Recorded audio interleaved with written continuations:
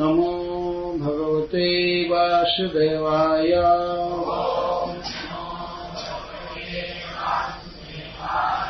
श्रीपरीक्षिदुवाच संस्थापनाय धर्मस्य प्रशमायेतरस्य च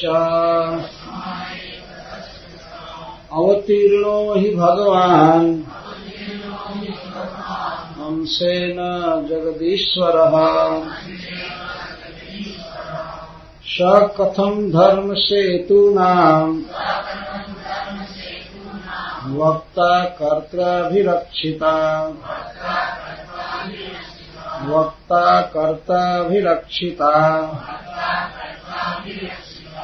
प्रतीपमाचरद्ब्रह्मन् परदाराभिमर्शनम् आप्तकामो जगपतिः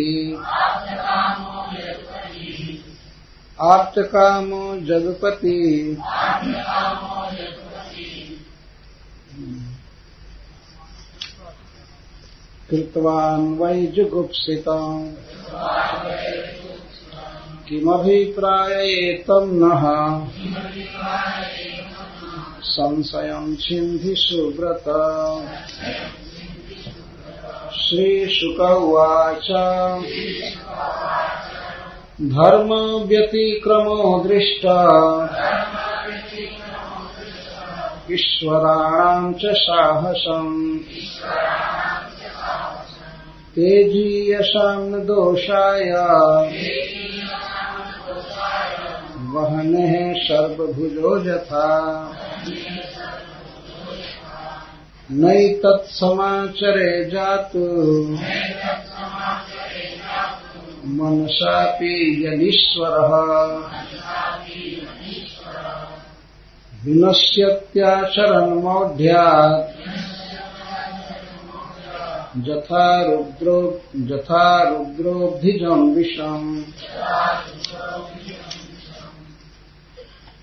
ईश्वराणां वचः सत्यम् तथैवाचरितं क्वचित् तेषां यत्स्ववचो युक्ताम् बुद्धिमांस्तत्समाचरेत्। श्रीपरीक्षिदुवाच श्री परीक्षित महाराज ने पूछा संस्थापनाय सम्यक स्थापना के लिए लुप्त धर्म को बढ़ाने पुनः स्थापित करने के लिए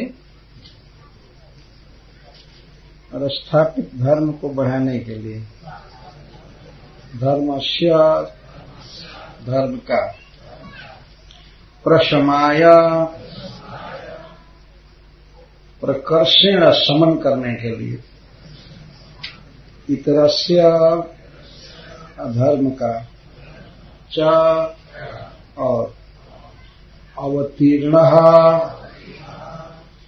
अपने दिव्य धाम से इस प्राकृतिक जगत में उतरे थे। हे निसंदेह भगवान समस्त ऐश्वर्यों से परिपूर्ण है। अंशेन अपने अंश श्री बलराम जी के साथ जगदीश्वर समस्त जीवों के ईश्वर स्वामी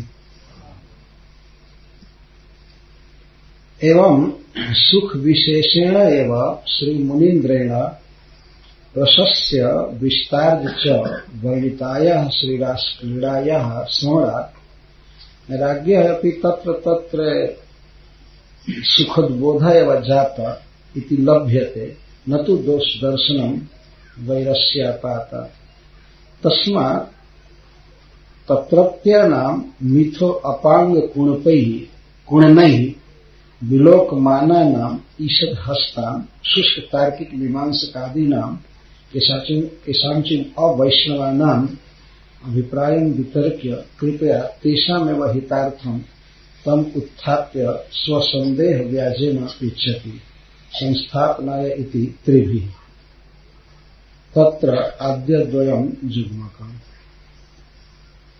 श्रील सुखदेव गोस्वामी के द्वारा वर्णित श्री रास लीला को महाराज परीक्षित परम उल्लास परम सुख के साथ श्रवण कर रहे हैं। परंतु महाराज परीक्षित ने देखा कथा में बैठे हुए कुछ शुष्क तार्किक और मीमांसक थे जो एक दूसरे पर कनखी से देख रहे थे और हंस रहे थे भगवान की बात को सुनकर। ईषद हंसता कुछ हंस रहे थे, नाक भौं सिकुड़ रहे थे भगवान की इस लीला को सुनकर। इतनी गोपियों के साथ और स्त्रियों के साथ नाच रहे हैं, गा रहे हैं, आलिंगन कर रहे हैं, ये क्या है? कौन सा धर्म? वो लोग आपस में, बहुत कम लोग ऐसे उस सभा में थे जो इस लीला के रहस्य को नहीं समझ रहे थे। तो उनके भाव को महाराज परीक्षित समझ गए और उनके भीतर जो संदेह था भगवान के प्रति, उसको अपने संदेह के बहाने श्री गुरुदेव से पूछ रहे हैं। ऐसा भाव व्यक्त कर रहे हैं महाराज जैसे महाराज का ही संदेह हो। क्योंकि यदि ऐसा महाराज परीक्षित कहते कि कुछ लोगों को इसमें संदेह है तो सुखदेव जी बिल्कुल नहीं बोलते, संदेह है तो जाओ मत सुनो।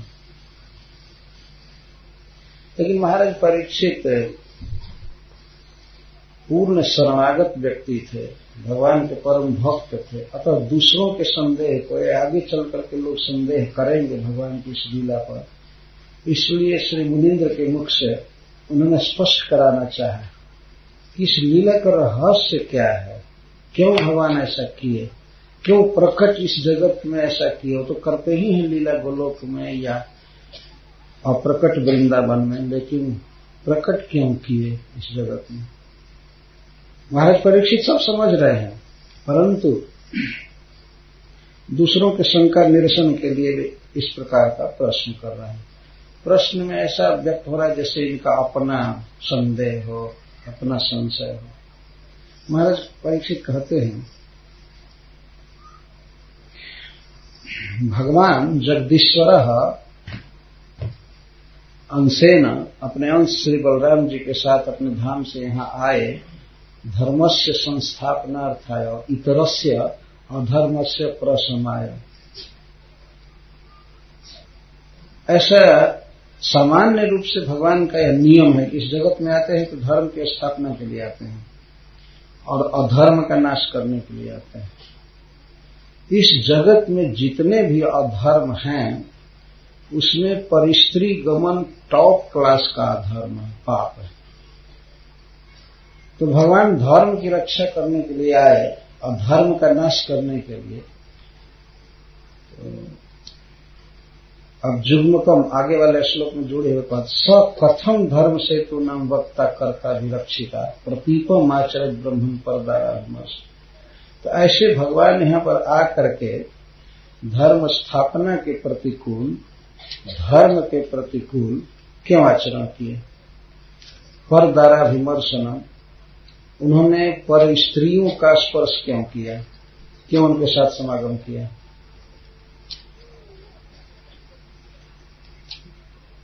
इतनी सुंदर लीला चल रही थी, इतना रस का आवेश था सुखदेव गोस्वामी को, उसके बीच में ऐसा प्रश्न करना विरसता उत्पन्न करता है। लेकिन महाराज परीक्षित करे क्या? इसका समाधान तो होना चाहिए ना। यदि ये प्रश्न नहीं पूछा गया होता तो भक्तों को भी संदेह होता है, और शुष्क तार्किक मीमांसक कर्मनिष्ठ लोगों की बात तो अलग। जैसे आजकल के कर्मनिष्ठ हैं जो अपने को समाज सेवी मानते हैं, हम समाज की सेवा करते हैं, करना चाहता हूं, समाज का सुधार करना चाहते हैं, तो ये लोग बोलते हैं तो कहते हैं श्री कृष्ण कोई भगवान नहीं है, वो तो एक समाज सुधारक हैं। और ऊपर से कुछ लोग कहते हैं कि समाज सुधारक क्या है, समाज को नष्ट करने वाला। यही समाज सुधार है।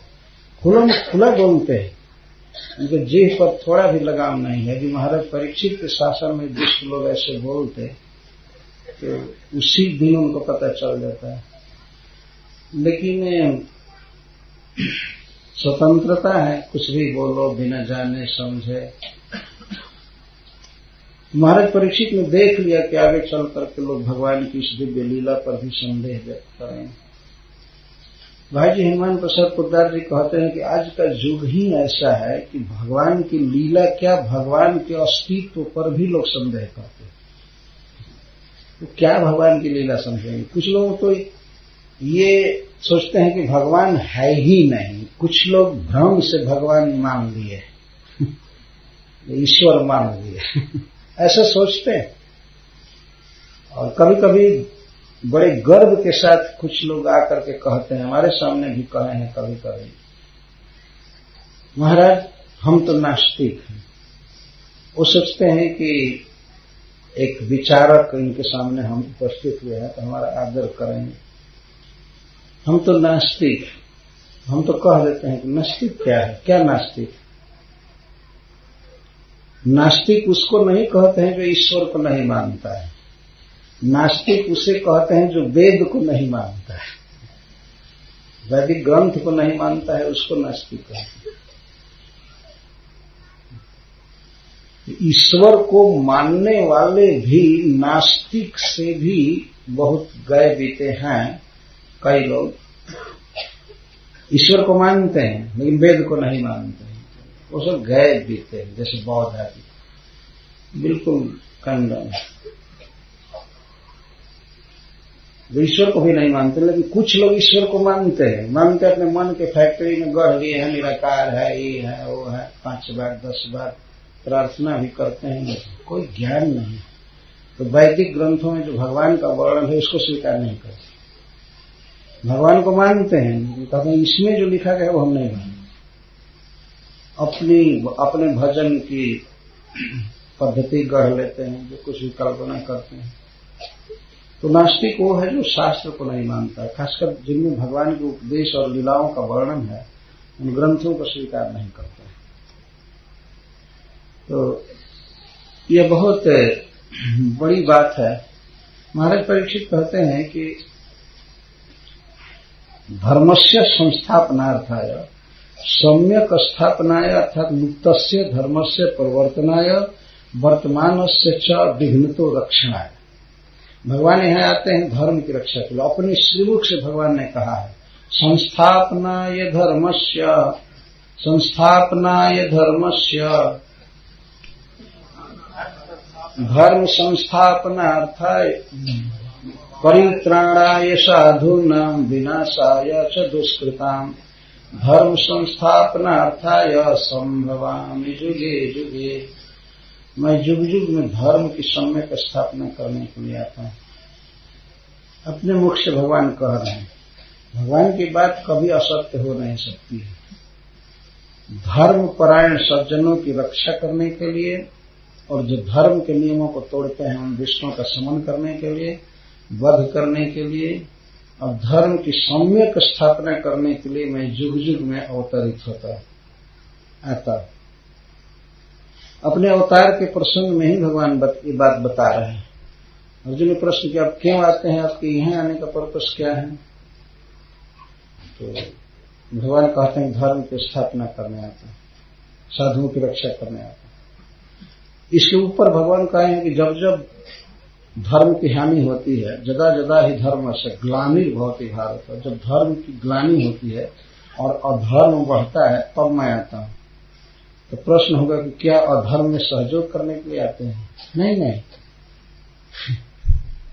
और धार्मिकों का, दुष्टों का नाश करने के लिए आता हूं, धार्मिकों की रक्षा के लिए आता हूं, धर्म की स्थापना करने आता हूं।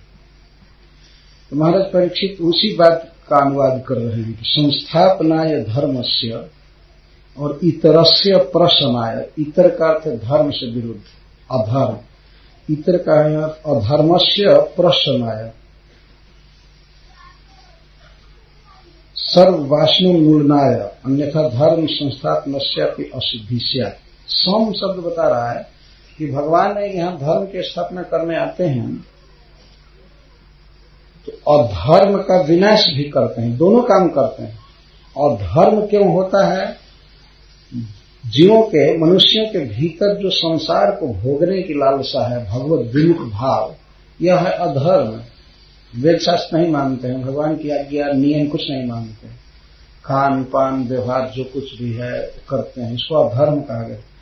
तो वासना सहित अधर्म के मूल को उखाड़ कर फेंकने के लिए भगवान यहाँ आते हैं। जैसे कोई किसान खेती करता है तो खेत में केवल बीज ही नहीं बोता है, बीज बोना तो मान धर्म की स्थापना हुई, लेकिन धर्म की सम्यक स्थापना का मतलब है उस खेत में जो फालतू पौधे उग जाते हैं उनको उखाड़ करके फेंकता है, उनको नहीं जमने देता है। इस संसार में अधर्म है फालतू पौधे की तरह तो उग ही जाता है, जैसे दूब है, चाहे कुछ है, और नाना प्रकार के, या जैसे कटीला बबूल है, बेहाया ये सब बेशर्म फालतू है, लेकिन हो ही रहे हैं। तो भगवान आते हैं तो एक बार साफ कर देते हैं फील्ड को पूरा, और यहाँ पर धर्म की स्थापना करते हैं। सवेरे में कहा था कि भगवान आते हैं तो बहुत वध करते हैं, इसीलिए कुछ लोगों के लिए तो भगवान का यहाँ न आना ही अच्छा है, जो मनमाना करते हैं, नहीं जानते हैं कि वो आ गया तो फिर और क्या होगा। इसीलिए आपने पढ़ा है भागवत में कि जब भगवान का अवतार होने वाला था, अवतार लेकर के जब उनका प्रचार होने लगा, जितने दुष्ट राजा से सब एकजुट हो गए और भगवान का विरोध करने के लिए, यहाँ तक कि भगवान का वध करने के लिए और भगवान को जो मानने वाले जादव थे उनका विनाश करने के लिए क्षत्रियों का सरदार जरासंध 18 बार मथुरा पर आक्रमण किया। भगवान ने अधर्म के विनाश, दुष्कृतियों के वध का काम चालू कर दिया। सबसे पहले कंस द्वारा ब्रज से विहार करके गए, मथुरा पहुंचते हैं उसी दिन कुशों को मारे, और दूसरे दिन पहलवानों को, कुबलेपीड़ को, कंस को।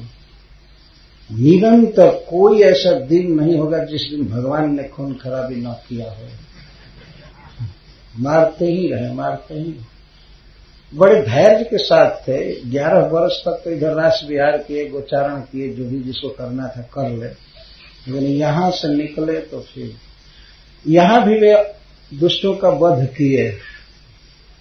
जो लोग आते थे भगवान को मारने के लिए कंस के द्वारा प्रेरित होकर के, तो उनको मारते थे भगवान।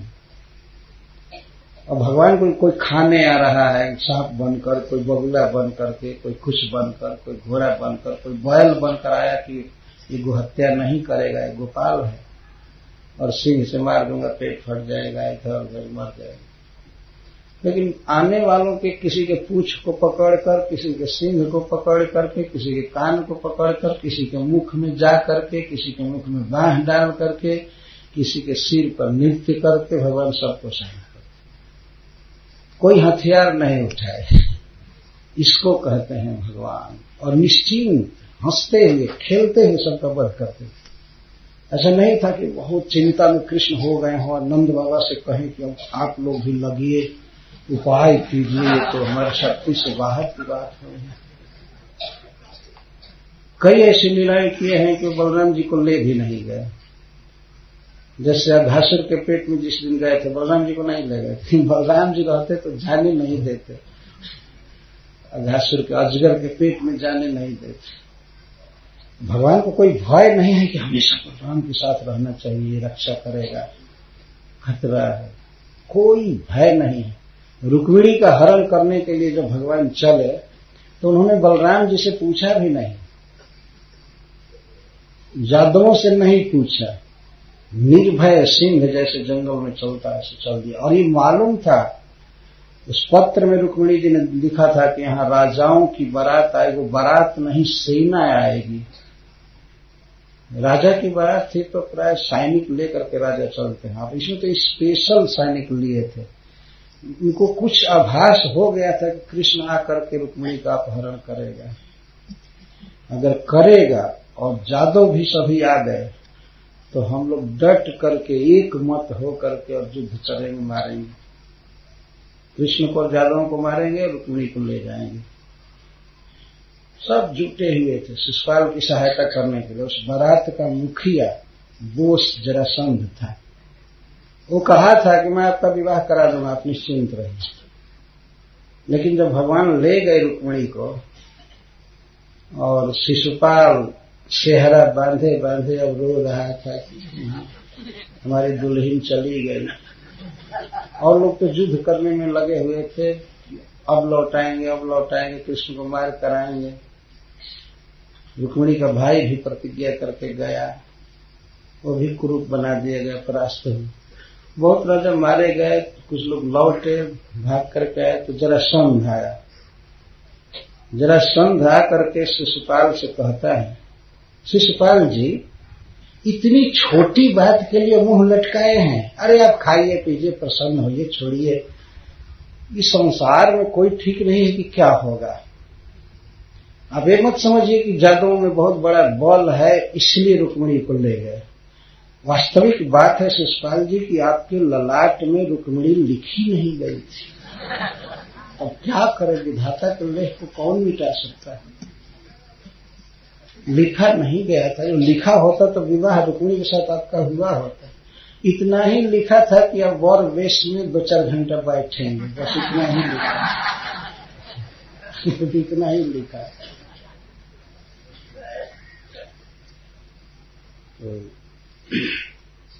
शिशुपाल ने कहा नहीं नहीं, जादव बलवान है, आप लोग भी हार गए। हार गए, जादव बलवान है। 17 बार मथुरा पर चढ़ाई किया था, और तो वो लोग बलवान थे, हमारी सेना को मारे, हमको परास्त किए, लेकिन अंतिम युद्ध में मैंने उन दोनों को खदेड़ दिया कि नहीं बाका। बलवान है, हमारे डर से भागा है ना कृष्ण, हमारे भय से दोनों भाई भागे थे। ऐसे भागे थे कि मैं हंस रहा था, क्या क्षत्रिय कुल में जन्म लेकर के अपने वंश को ले जा रहे हो, लेकिन फिर भी नहीं सुने, इतना डरपोक। कृष्ण बलराम में कोई दम नहीं है, दम है काल में, समय बलवान होता है। शिशुपाल जी समय बलवान होता है। मैं 17 बार का हारा हुआ व्यक्ति 18वीं बार जीत गया। तो 17 बार हारा तो मैं आपके समान तो कभी नहीं रोया है। आप एक बार हार गए और इतना रो रहे हैं। छोड़िए, संसार में बहुत स्त्रियां हैं, रुक्मिणी में क्या रखा है, हम दूसरी जगह आपका विवाह करा देंगे। अब तो कुछ भी कहे, लेकिन शिशुपाल तो, लेकिन भगवान कृष्ण के साथ बैर बांध लिया कि किसी न किसी दिन मार करके ही रहूंगा। हिट लिस्ट में रख लिया कृष्ण, किसी न किसी दिन मारूंगा युद्ध में। हमेशा क्रोध में रहता था, हमेशा क्रोध में रहता था। इसलिए राजसूय सभा में जब भगवान का इतना बड़ा सम्मान हो रहा था, अग्र पूजा हो रही थी, तो खड़ा हो गया, उसको बर्दाश्त नहीं हुआ। शिशुपाल कहता है, अपने आप माइक पकड़ लिया, अब उसको कौन रोके। मैं ऐसा मानता हूं कि समय बहुत बलवान है, समय बहुत बलवान है, नहीं तो इतने लोगों की बुद्धि कैसे भ्रष्ट हो जाती है एक साथ। सभा में बैठे हुए लोग अपने को विद्वान समझते हैं, अपने को व्यवहारिक कुशल लोग मानते हैं, ज्ञान है तीनों लोगों, तीनों काल का, लेकिन कितनी बड़ी गलती कर रहे हैं।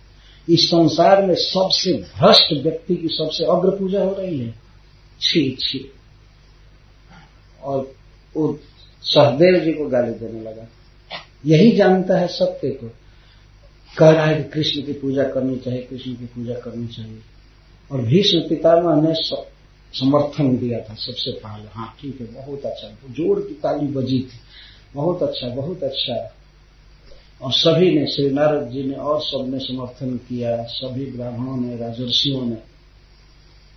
तो भीष्म पितामह की वो कहता है, यह कृष्ण के समान ही भ्रष्ट है। ब्रह्मचारी बनता है ना, ब्रह्मचारी बनता है। काशी नरेश की लड़कियों को लाया अपहरण करके, तो वहां पकड़े थे कि नहीं, झूठा ब्रह्मचारी बना। यह कृष्ण की भक्ति कर रहा है, इस समर्थन दे रहा है, इसको ज्ञान है कुछ इस बूढ़े को। 400 वर्ष का बूढ़ा है और बुद्धि इतनी ही बूढ़ी हो गई। कहता है हाँ कृष्ण की पूजा होनी चाहिए। कृष्ण का तुम्हें पता है कि क्या क्या किया है? यही कृष्ण है न जो कि ब्रज की गोपियों के साथ नाचता था, दूसरे के घर में चोरी कर करके खाता था, गाना नाचना यही क्षत्रिय का काम है। बहुत गाली दिया, बहुत गाली दिया। और तो और यह इतना लंपट है, इतना कामी है कि हमारा विवाह जिस लड़की से निश्चित हुआ था उसको चुरा करके ले गए। ये बात तुम लोग जानते हो कि नहीं सभा में? अब तो कोई बोल नहीं रहा था। भीमसेन के मन में हो रहा था कि अभी गला दबा दूं, खत्म हो जाएगा। लेकिन भगवान सह रहे थे। भगवान ने वर दिया था अपने मौसी को कि मैं इसके 100 गलती को माफ करूंगा। ये पता चल गया था कि कृष्ण के हाथ से इसकी मृत्यु होगी, तो मौसी ने भगवान से कहा था कि आप हमारे पुत्र के दोष को क्षमा करें, कभी गलत भी करे तो इसका वध मत कीजिए। तो भगवान ने कहा था कि मैं इसके 100 गलती माफ करूंगा। इसीलिए उस सभा में भगवान संकेत कर रहे थे कोई मत मारे। अर्जुन धनुष उठाना चाहते थे, भीमसेन गदा उठाना चाहते थे और सारे राजा उसके विरुद्ध हो गए थे। मर जाएंगे, भगवान की निंदा नहीं सुन सकते हैं। लेकिन भगवान ही सुन रहे हैं, तब क्या किया जाए? सबसे श्रेष्ठ आसन पर भगवान बैठे थे, संकेत कर रहे थे छोड़िए छोड़िए। और वो तो कृष्ण कथा बोल रहा था बहुत क्रोध में। तो भगवान पर जितना क्रोधित था उतना ही युधिष्ठिर पर। मैं मानता हूं महाभारत में लिखा है, कहा गया है कि युधिष्ठिर जो पूजा कर रहा है इसलिए नहीं कि कृष्ण की महिमा से, कृष्ण के महत्व से नहीं, यह केवल कृष्ण का प्रेमी है इसलिए पूज रहा है। भी प्रशंसा ही है। कृष्ण के प्रति इसका स्नेह है, प्रेम कर रहा है इसलिए पूजा कर रहा है। तो प्रेम करना था तो अपने ऑफिस में, अपने घर में जितना पूजा करना था करो। इतने लोगों को बेवकूफ क्यों बना रहा है? एक नालायक की पूजा करके आप लोगों का भी समय बर्बाद कर रहा है, कर रहा है। उसको जितनी बात आई बोलता गया। और यहां तक कहा अग्र पूजा के अगर कोई योग्य है तो हमारे अनुसार तो ये भीष्म भी है, ये कृष्ण से अच्छा है। कम से कम अब तक तो ब्रह्मचर्य निभाया है ना। अरे एक बार छू दिया था, किसी लड़की को छू दिया था। ये भी कहता, महाभारत में लिखा गया अगर पूजा करनी ही है तो इसकी करनी चाहिए, नारद जी की करनी चाहिए, या अगर पूजा करनी है तो अर्जुन की करनी चाहिए। वो बहुत बड़े धनुर्धर हैं, ये हैं वो हैं, लेकिन कृष्ण का कभी नहीं। अगर ऐसा जो लोग करते हैं तो वे एक नंबर के मूर्ख व्यक्ति। जो बहुत हद बोलने लगा तो सभा में सब लोग गर्म हो गए और उसको मारने की सोचने लगे। तो भी खड़ा हो गया धनुष लेकर के, लोगों का रुख देख करके। और वो भी कुछ हुड्डों के साथ, सेना के साथ आया हुआ था। तो वो सैनिक उसकी तरफ से खड़े हो गए। जब ये खड़े हो गए तो लगा कि अब यज्ञ क्या होगा, पूजा क्या, वहीं युद्ध हो जाएगा। तो भगवान ने फिर माइक लेकर के सबको बैठिए। तो भगवान पर गाली का क्या असर होगा? कोई व्यक्ति यहाँ से सूर्य पर थूकने लगे तो सूर्य पर तो थूक पहुंचेगा नहीं, उसी के चेहरे को मलिन करेगा। शिशुपाल की गाली भगवान तक पहुंच ही नहीं सकती है। भगवान बिल्कुल प्रसन्न थे। ये है महानता भगवान। सभा के बीच कोई व्यक्ति अपना अपमान सह जाए तो समझना चाहिए कि अब प्रकृति के गुणों को पार कर चुका है। अपमान सूचक वचनों का प्रभाव होकर के ही रहता है। यदि व्यक्ति प्रकृति से पार नहीं हुआ है, भले न बोले लेकिन एक बार तो दिल तिलमिला जाता है कि इसको कुछ करना चाहिए। ऐसा सोचने लगता है आदमी। लेकिन भगवान बिल्कुल प्रसन्न थे, कोई चिंता नहीं। उन्होंने बैठाया और बड़े शांति से चक्र को भेज कर उसका गला काट दिया। कोई सभा में कुछ नहीं हुआ। इसके बाद उसके कुछ लोगों को लगाया गया कि इसके लाश को ले जाओ, शांति से सब संस्कार कर दो। और जो थे उसके साथ ही वो चले भाग यज्ञ छोड़कर। अब वो काहे को बैठने जाए उसमें। तो भगवान ने और किसी का वध नहीं किया, शिशुपाल का वध किया। इस तरह मैं ये कह रहा हूं कि जब भगवान का अवतार होने वाला होता है या अवतार लेकर के विविध कर्म करते हैं तो संसार के जितने भी अधार्मिक और दुष्ट हैं वे भगवान का विरोध करते हैं। बहुत बड़ा विरोध, भगवान को विरोधों के बीच में ही जीना पड़ा, लेकिन भगवान को इसकी कोई चिंता नहीं। जब रुक्मिणी का हरण करके चले तो सुखदेव गोस्वामी कहते हैं जैसे सियारों के बीच से कोई सिंह अपने भाग को ले जाए वैसे भगवान ले गए। जरा संध आदि को सियार बना रहे हैं सुखदेव गोस्वामी। क्यों सियार बना रहे हैं? क्योंकि जब कृष्ण लेकर के रुक्मिणी को चले गए तब ये हुआ कहाँ गया रे, हम थोड़े काल के लिए कहाँ बुद्धि चली गई थी, गिर गया था सवारी से, ये हुआ कहाँ गया, तुम कहाँ थे, हाँ हुआ चालू हुआ। तो सुखदेव गोस्वामी को ऐसा लग रहा है कि सियार बोल रहे हैं, और सियार का झुंड हो, मान लीजिए 10,000 भी सियार हों, तो सिंह अकेले जाए अपने भाग को लेकर के चल देगा। और सियार क्या करें, केवल हुआ तो करेंगे, दूर भागेंगे। जैसे कुछ कुत्तों का स्वभाव होता है, भूखते हैं लेकिन पीछे हटते जाते हैं, है ना, और पीछे होते जाते हैं। तो क्या कर रहे थे, कृष्ण सिंह आया, रुक्मिणी को लेकर चला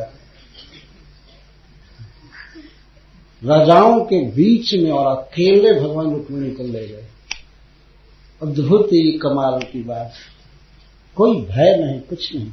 जबकि रुक्मिणी जी ने कहा था पत्र में कि आप अकेले मत आइएगा, जादव सेनापतियों को लेकर के आइएगा। अभी स्नेह था कि पता नहीं क्या होगा, लेकिन भगवान नहीं कुछ भी कहे। बलराम जी को पता लगा कृष्ण अकेले गया है रुक्मिणी का हरण करने के लिए, तो राजाओं से इसका बहुत बड़ा युद्ध होगा, पता नहीं क्या हो जाएगा। स्नेह में वे सब सोच रहे हैं।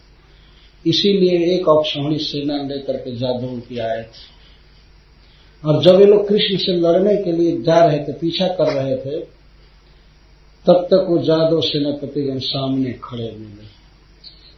तो पहले इस व्यूह को पार करके तब तो रुक्मिणी कृष्ण के पास पहुंचे, और उसमें उन्होंने देखा बलराम जी को देखते ही इनका हौसला ठंडा पड़ गया। लेकिन फिर भी वे जोश में थे, युद्ध किए। जादवों ने बड़ी फुर्ती से किसी का वध किया, किसी का हाथ टूटा, किसी का पैर कटा, किसी का कुछ हुआ, तो कृष्ण के पास पहुंच ही नहीं पाया। और बलराम जी ने संकेत किया कृष्ण को, तुम रुक्मिणी को लेकर के चलो, हम देखते हैं सबको। इस तरह से ये पराजित हुए थे। ये भगवान का बहुत बड़ा विरोध करते हैं। तो श्री भगवान यहाँ आते हैं तो धर्म की स्थापना करते हैं। देखते हैं धर्म की स्थापना करने में, दुष्टों के वध में भगवान कितना परिश्रम करते हैं। कंस के अखाड़ा में लड़ रहे थे उन बड़े बड़े पहलवानों के साथ, वहां की स्त्रियों के हृदय में बहुत दुख हो रहा था। इतने बड़े बड़े बलवान, वज्र के समान शरीर वाले, और ये दोनों लड़के इतने सुकुमार, यहाँ धर्म हो रहा है, गलती किया जा रहा है, यह कोई प्रतियोगिता नहीं है, सबकी ये युद्ध हो रहा है। तो वहां बैठी हुई मथुरा की सारी स्त्रियां, सभी लोग अपने जीवन में जो भी धर्म किए थे, सुकृत किए थे, उसको दाव पर लगा दिए कि हमने कुछ भी सुकृत किया, कुछ भी दान दिया, धर्म किया, तीर्थ किया, तो उसका फल ये हो कि कृष्ण बलराम इन पहलवानों का वध कर दे। तो भगवान के लिए सुकृत दाव पर लगाने की क्या जरूरत थी, वो तो मारने वाले थे। इस प्रकार भगवान धर्म की स्थापना करने आते हैं। देखा जाता है कि लीला में धर्म की स्थापना वो करते हैं, असुरों का वध करते हैं, लेकिन इस लीला में प्रश्न है, एक सौ कथम धर्म सेतु नाम वक्ता कर्ता अभिरक्षिता प्रतीपमाचरत ब्रह्मण परदार अभिमर्शी। जब श्री भगवान धर्म की स्थापना के लिए आते हैं और अधर्म का नाश करने के लिए आते हैं, कैसे उन्होंने धर्म के विरुद्ध आचरण किया। प्रतीपम का अर्थ प्रतिकूल, धर्म की स्थापना के प्रतिकूल। यह नहीं पूछ रहे कि धर्म को उन्होंने स्थापना नहीं किया, लेकिन धर्म की स्थापना के विरुद्ध, धर्म के विरुद्ध आचरण क्यों किया? इस पर प्रश्न हो, क्या किया? परदाराभिमर्शन। दूसरे की स्त्रियों के साथ वे नाचे गाए, आलिंगन चुंबन किए, इससे बड़ा धर्म क्या होगा? क्यों किया?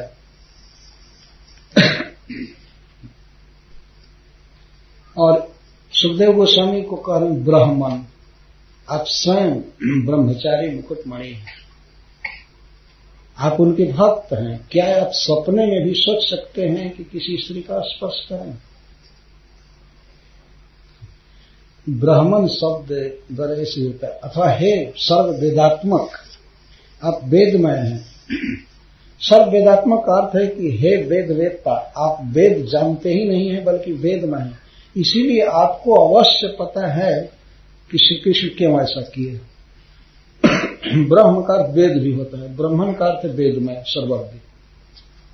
आप सर्वज्ञ हैं।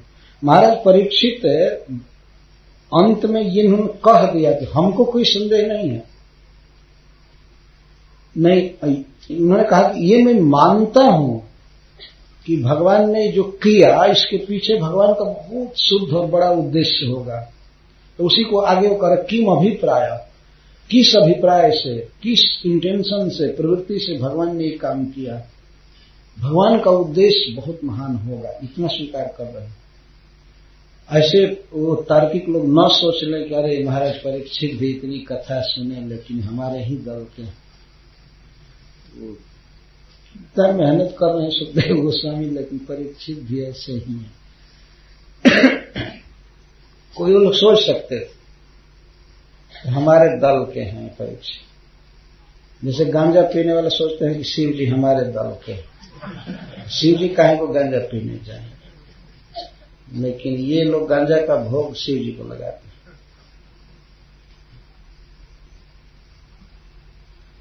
बम भोले भूल न जाना, काशी छोड़ के दूर न जाना, पहले मार लो फूंक तब प्रसाद दो हमें, इस तरह से बोलते हैं। लेकिन ये दुष्ट लोग शिव जी को बदनाम करते हैं। भगवान शिव ऐसे नहीं है, सब धुआं पीने वाले और ऐसे भगवान के परम भक्त हैं।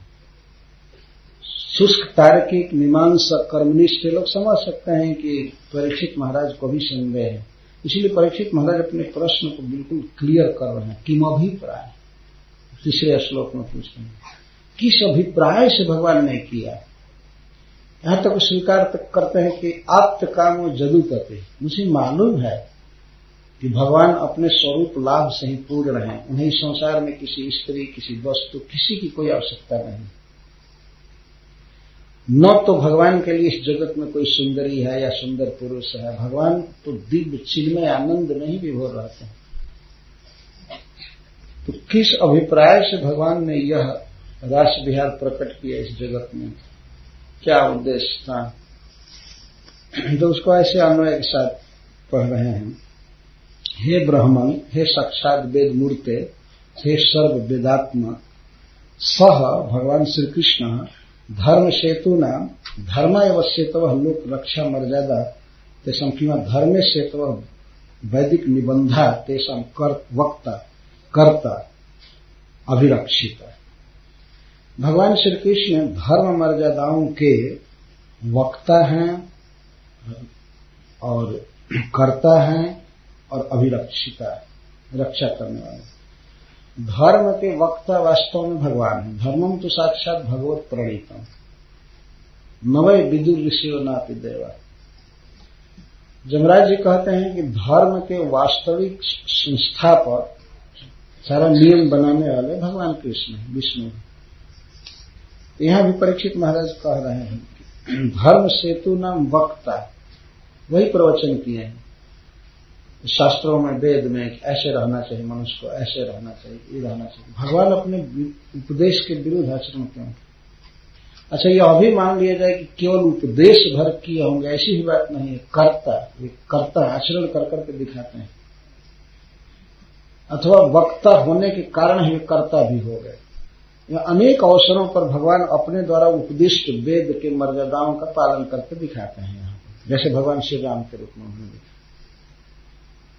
वेद की मर्यादा का पालन करके दिखाया। सवेरे कथा हो रही थी। अपनी पत्नी के अलावा भगवान ने स्वप्न में भी नहीं सोचा किसी की पत्नी को। सपने में भी महियतिशय प्रतीति मन केरी, जही सपने हूं पर नारी नहेरी। भगवान श्री राम लक्ष्मण जी से कहते हैं कि मुझे अपने मन पर पूर्ण विश्वास है, लक्ष्मण पूर्ण विश्वास है कि सपने में भी दूसरे की स्त्री पर मेरा मन नहीं देखा है। तो सीता पर मन जा रहा है फुलवारी में, तो इसका मतलब है कि यह मेरी पत्नी बनने वाली है, इसीलिए मेरा मन जा रहा है, नहीं तो नहीं जा रहा। यदि वो तो नित्य दंपति है, नित्य प्रिय है सीता जी, लेकिन प्रथम बार भगवान ने देखा जनकपुर में, तो वे इस तरह से कह रहे हैं। उस समय भगवान कहते हैं कि 3 प्रकार के पुरुष इस संसार में बहुत दुर्लभ हैं। वे कहते हैं कि जिनके लहहीन रिपुरन पीठी, नहीं पावहि परतीय मन डीठी। मंगल लहहीन जिनके नाही, ते नरवर थोरे जगमाए। हे लक्ष्मण, इस संसार में शत्रु जिसके पीठ को नहीं देख पाते हैं युद्ध भूमि में, ऐसा पुरुष इस संसार में बहुत दुर्लभ है। और मतलब वो युद्ध में भले मर जाए भागता नहीं है, पीठ नहीं दिखाता। जिनके लहहीन रिपु रण पीठी, रण में जिनके पीठ को नहीं देख सकते हैं। सच्चा क्षत्रिय सीधा छाती पर बाण सह करके मर जाता है, लेकिन भागता नहीं है युद्ध क्षेत्र से, ऐसा क्षत्रिय। और परतीय लहहीन मन डीठी, जिनके लहहीन रिपुरन पीठी, नहीं पा वही परतीय मन डीठी। और दूसरे की स्त्रियां जिसके नेत्र को और मन को नहीं पा सकती, अर्थात उस कभी देखता भी नहीं है पर स्त्री पर, और मन से भी चिंतन नहीं करता है, ऐसा पुरुष इस संसार में बहुत दुर्लभ है। और आगे कह रहे हैं, मंगन लहहीन जिनका नाही, ते नरवर थोड़े जगना। याचना करने वाले, मांगने वाले, आशा लेकर के आते हैं, मांगने वाले व्यक्ति, मांगने वाले लोग जिसके मुख से कभी नाही नहीं सुने, ऐसा व्यक्ति संसार में बहुत दुर्लभ है। जैसे बलि महाराज, ये कर्ण, दधीची मुनि इत्यादि मांगने के लिए आए। घर पर क्या भीख नहीं, वस्तु नहीं, आपका देह काट कर हम लोग एक अस्त्र बनाना चाहते हैं। अरे बाप रे बाप रे, देह काट कर देह मांगने आए थे देवता लोग। दधीची मुनि ने हंस करके कहा, ठीक है लीजिए, आखिर यह शरीर एक दिन चला ही जाएगा, ये नश्वर है, किसी काम का नहीं, लेकिन आपके काम में आवे, अगर इससे आपकी रक्षा हो तो ले जाए। हाथ को काटना था, गर्दन को अलग करके हड्डी सड्डी सब इकट्ठा करके उसे एक अस्त्र बनाना। कौन है व्यक्ति संसार में जो इस तरह अपने को हाजिर कर देगा? अरे जब समय से मरेंगे तो मरेंगे, देखा जाएगा, अभी कौन मरने जाएगा। लेकिन इतिहास में ऐसे भी पुरुष हुए। कर्ण ने अपना चर्म दान कर दिया, कवच और कुंडल दान किया, उसके साथ उसका चमड़ा निकला, लेकिन दे दिया। दानियों में उसका नाम अजर अमर। बलि महाराज एक पैसा भी नहीं रखे परिवार के लिए, किसी के लिए, सर्वस्व भगवान के चरणों में दे दिए। यद्यपि भगवान उससे भी ज्यादा लौटाए उनको, लेकिन कितना बड़ा धैर्य है, कितना बड़ा त्याग है बलि का। सर्वस्व दे दिया। गुरु के विरोध करने पर भी सारे असुर विरोध कर रहे थे वामन देवता, लोग तो कह रहे थे कि कहिए तो इसको हमें ही मार दें, ये झूठा है, तो विष्णु है, ब्राह्मण बन करके आपको धोखा देने आया है।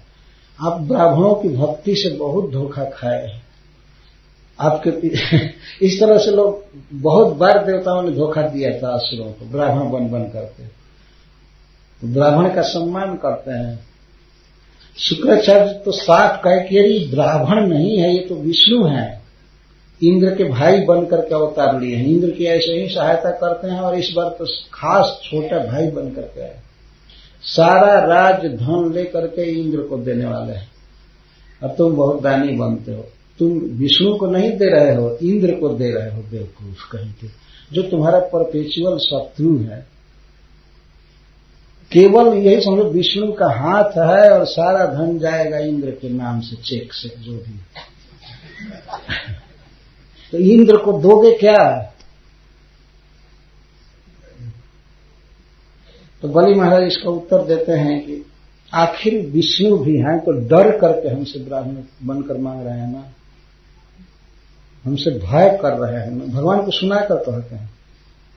आखिर कोई कपट से कुछ भी मांगे, हमने देखा था हमारे गांव के तरफ कुछ मांगने वाले आते थे आसपास के गांवों से, तो कहते थे कहां से आए हैं, तो कोई कहता था उज्जैन से आ रहे हैं, काशी में रहते हैं, अयोध्या में हम आश्रम बांध रहे हैं, और कुछ आश्रम नहीं, दिन भर मांग करके अपने घर पहुंच जाते थे। तो भगवान को भी मांगना हुआ तो अपने स्वरूप से नहीं मांगे, वास्तव में अच्छा किए, विष्णु थोड़े भिख मंगा है, ब्राह्मण भिख मंगे हैं, इसलिए ब्राह्मण का वेश बनाकर आ गए। तो भगवान अपना रूप क्यों बदनाम करे? वो तो सबसे बड़े दाता हैं, देते रहते हैं। ब्राह्मण के रूप में तो सभी असुर विरोध कर रहे थे, गुरु जी विरोध कर रहे थे। लेकिन बलि महाराज कहते हैं कि गुरु महाराज आखिर एक दिन धन छूट जाता है, आज चाहे धन पड़ा रहता है, धनी आदमी धन को छोड़कर चला जाता है, चाहे धन उसको छोड़ देता है। कभी कभी देखा गया है कि बहुत धन रहता है लेकिन जीवित काल में ही सारा धन चला जाता है आदमी, या धन पड़ा रहता है वो आदमी ही धन को छोड़कर चला जाता है। तो चाहे धन छोड़े चाहे धन ही छोड़े, एक दिन धन का वियोग तो निश्चित है। और ऐसा नहीं है कि फिर भविष्य में काम आएगा उस व्यक्ति के, कुछ काम नहीं आएगा, यहीं पर लड़के भाई सब बांट बूट करके खत्म करेंगे, कुछ भेजा नहीं जा सकता उसको। रच रच करके व्यक्ति संवारता है, मेहनत करता है, चिंता करता है, सब यहीं रहेगा। वहां जाएगा क्या जो जीव सुकृत किया है, दान दिया है, उपकार किया है दूसरे जीवों का, भगवान की भक्ति किया, प्रेम किया, तो यही जाता है और कई गुना बन करके जाता है उसके साथ। बाकी भाई पुत्र पत्नी कोई भी कुछ भी नहीं भेज सकता है यहां से। तो बलि महाराज कहते हैं आखिर एक दिन सब छूट जाता है, यहीं पर यह जीवित रहते ही छूट जाता है, धन से वियोग हो जाता है। तो ऐसा जब होना स्वाभाविक ही है तो मैं किसी को संतुष्ट करके क्यों नहीं जाऊं, भले गरीब रहूं या मरूं, लेकिन ब्राह्मण को संतुष्ट होना चाहिए। शुक्राचार्य जी इतना कहते हैं कि आखिर तो तुम संतुष्ट भी नहीं कर पाओगे ना, 3 पग देने की प्रतिज्ञा किए हो, 2 पग में ही सारा विश्व नाप लेंगे, ये शरीर से आकाश भर जाएगा, तो वैसे भी तुमको झूठा सिद्ध होना है, तुम दे नहीं पाओगे। बलि महाराज कहते हैं कि मान लीजिए मैं 3 पग न दे पाऊं तो 2 पग भी न दूं, क्या यही धर्म है? ये किसी को मान लीजिए कोई 300 रुपए देने की प्रतिज्ञा कर लिया और बेचारे के पास किसी स्थिति में 200 ही है, तो धर्म क्या यही है कि अब 200 भी न दे? आप जरा विचार कीजिए, धर्म तो यह है कि 300 दिया जाए, लेकिन नहीं है तो 200 भी न दे, ये तो धर्म नहीं है। शुक्राचार्य बता रहे हैं कि आखिर वैसे दे करके भी झूठा ही रहोगे, सब लोग तो कहेंगे कि केवल 300 केवल 200 दिया, 2 पग दिया, और तुम्हारे पास 2 पग ही भूमि है विष्णु के लिए, ज्यादा है नहीं। 2 पग में सारा विश्व भगवान नापेंगे, इतना ही धर्म माप है। बलि महाराज के पास इतना ही अधिकार ब्रह्मांड था, बस इतना ही। दे करके भी झूठा रहोगे, तो जब झूठा रहना ही है तो बचा करके झूठा रहो। कुछ परिवार के लिए, कुछ मेरे लिए भी, हम लोग कहां जाएंगे? हम भी तो बृहस्पति जी से नित्य झगड़ा ही किए हैं। इंद्र के पास सारा धन चला जाएगा तो हम कहां जिएंगे? और तुम्हारे नौकर चाकर सचिव सेनापति या तुम्हारे आश्रित और सब ब्राह्मण हैं, वे फिर कहां जाएंगे? दान आज ही भर करना है कि आगे भी करना है? आगे भी तुम्हारे शरण में कोई ब्राह्मण आएगा ना, सुनेगा कि बलि बहुत बड़ा भक्त है ब्राह्मणों का, तो बेचारे दिनहीन ब्राह्मण आएंगे तो उस दिन क्या जवाब दोगे? इसलिए इस ब्राह्मण के मांग के अनुसार दान मत दो, अपनी कैपेसिटी, अपनी क्षमता के अनुसार दान दो। और कोई भिखमंगा आवे तो ऐसे नहीं करना चाहिए कि अपना फीस कार सब दे दिया, अरे उसको 1 रुपया दे दिया, भगाए चलो चलो चलो, ऐसे बहुत लोग आएंगे, है ना। शुक्राचार्य जी की नीति वास्तव में बहुत व्यवहारिक नीति है। नहीं तो इस संसार में मांगने वालों की लाइन लग जाती है, पता लग जाता है किसी को कि आदमी देता है, तब तो उनका आश्रम बनना है और क्या क्या होना, कहाँ कहाँ बहुत चालू हो जाता है। पूछते हैं हमको ये चाहिए, हमको ये चाहिए, हमको ये चाहिए। और मांगने वाले इतना ठीक जानते, हम आपसे कुछ मांगते नहीं है, आप एक बार देखिए, एक बार हमारा साइट देखिए, मांगते कुछ नहीं। इस तरह की भाषा होती है। ऐसे भिखमंगों को अपनी क्षमता के अनुसार कुछ देना चाहिए, क्योंकि और भी बहुत लोगों को देना है ना। ऐसा नहीं कि एक ही जगह सब दे करके और बाद में दूसरे को कहे नहीं नहीं है, नहीं, तो तुम्हारा जस भी जाएगा, धन तो जाएगा ही, जस भी जाएगा, और काम जो जाएगा, घर में न फर्नीचर रहेगा, न भोगने का सामान, खाने पीने का, न यात्रा का, कुछ नहीं रहेगा। बच्चे रोएंगे, स्त्री दुखी होगी। ये तो कोई धर्म नहीं है इस तरह से दान करना। तो कुछ बचा लो, कुछ बचा करके इस ब्राह्मण से कहोगे नहीं नहीं हम इतना नहीं दे सकते हैं, और देंगे 3 पग भूमि तो हम किसी असुर से नपवा देते हैं, वो कितना बढ़ाएगा पैर। विष्णु को तो जानते हैं शुक्राचार्य की, बढ़ाएगा तो पूरा नाप लेगा। अभी कह दो कि नहीं दे सकते हैं। बलि महाराज ने कहा कि गुरुदेव, भले यह पृथ्वी रसातल चली जाए, हिमालय अपने स्थान से हट जाए, सूर्य ठंडा हो जाए, लेकिन मैं वचन नहीं बदल सकता हूं। जो कह दिया तो कह दिया, मैं इस ब्राह्मण को धोखा नहीं दे सकता, और कृपया हमको झूठ बोलने के लिए बाध्य मत कीजिए। यह पृथ्वी कहती है कि मैं सब कुछ सह लेती हूं, लेकिन असत्य का भार मुझसे नहीं सहा जाता। तो इस प्रकार ये दानियों का लिस्ट कैसे आ गया? और शरीर की अनित्यता बताने में। ये जो संबंध हैं सब नश्वर हैं, लेकिन यह भी प्रसंग कैसे आ गया इस प्रश्न में? आप लोग बताइए कैसे आ गया? नहीं?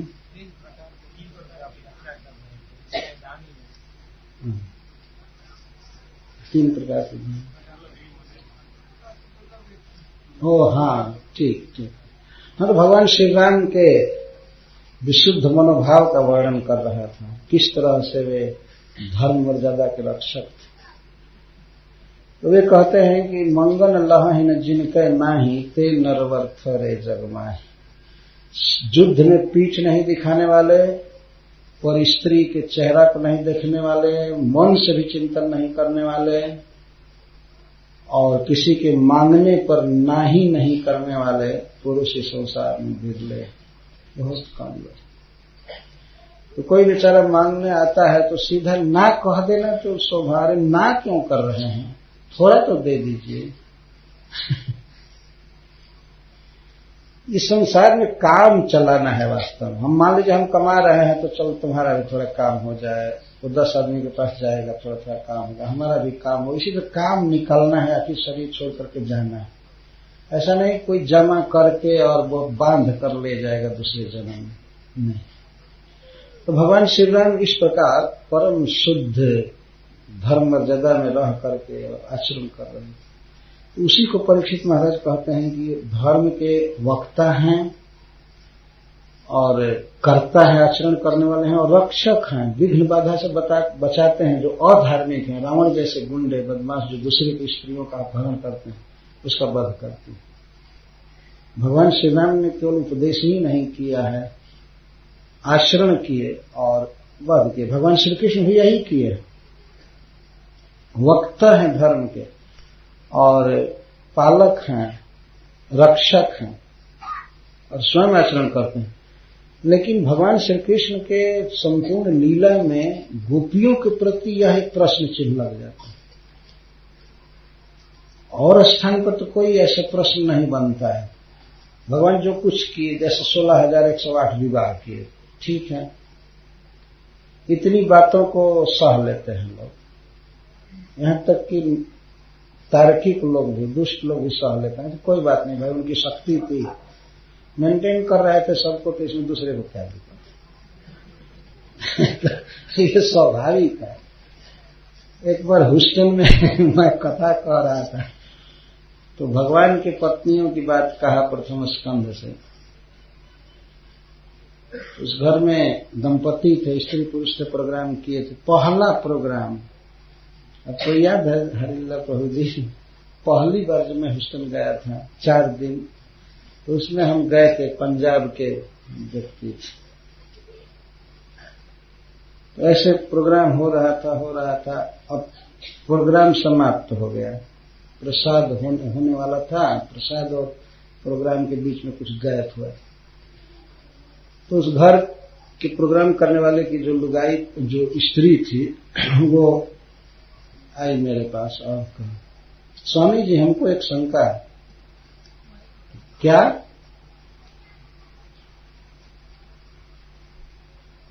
ये किशन, वो इस तरह उच्चारण करती थी, कृष्ण नहीं, ये किशन 16,000 स्त्री से क्यों विवाह किया?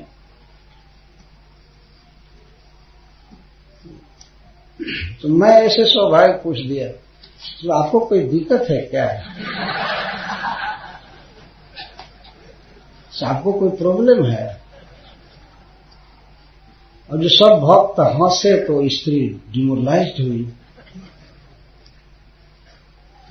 तो आप कैसे आंसर दे रहे हैं? आंसर तो आपके प्रश्न के अनुसार दे रहा हूं। आपको कोई दिक्कत है तो हम भगवान से कहेंगे कि कुछ दिक्कत है, आप 2-400 कम कर दीजिए स्त्री। कोई दिक्कत है? तो वो तो कुछ समझी नहीं, घबरा करके अपने पति के पास गई। तो गई, कैसा स्वामी है इस तरह से बोल रहा है। तो उसका पति आया, वो भी साथ में आया। तो वो कहने लगा, स्वामी जी आप उत्तर दे रहे, कहते हैं कि कोई दिक्कत है, दिक्कत क्यों नहीं है? तो मैं तो शांति से बैठा था, वास्तव में उद्वेग नहीं हो रहा था। भगवान की लीला ऐसे विचित्र है कि शंका होती है, जो भी हो। एक तो शंका होती है ना कि भगवान जो इतना सुख से परिपूर्ण है, इतनी स्त्रियों का संग्रह कर रहा है, इसका मतलब भोग के लिए ललायित है। 1-2 स्त्री से संतोष नहीं हो रहा है तो 16,000 बटोर करके भोग रहा है। शंका तो दुष्ट प्रकृति के लोगों को होगी ही, सज्जनों को भी हो सकती है। तो उसका पति कहता है कि आपने ऐसा क्यों कहा कि क्यों, क्या दिक्कत है? दिक्कत क्यों नहीं है? वो कहा, जो कहा कि दिक्कत क्यों नहीं है, भगवान होकर ऐसा करेगा? जब यह कहा तो मैं तो बैलेंस खो दिया, मेरा क्रोध आ गया। तो मैं कह दिया, क्या दिक्कत है? उन्होंने क्या गलती किया है? तुम्हारे माई को, तुम्हारे बहन को रखा है क्या अपनी पत्नी के रूप में? दिक्कत। अब तो सब भक्त सन्नाटा, शांति एकदम छा गई। ओम शांति ही शांति। भक्त लोग तो बड़े खुश हुए कि हाँ बिल्कुल ठीक उत्तर मिला, दिक्कत है, दिक्कत। इस तरह का प्रश्न पूछने वाला, क्योंकि थोड़ी भी तमीज नहीं है पूछने की, और कहते हैं दिक्कत है, दिक्कत। क्या दिक्कत? जाकर केस करो कृष्ण पर।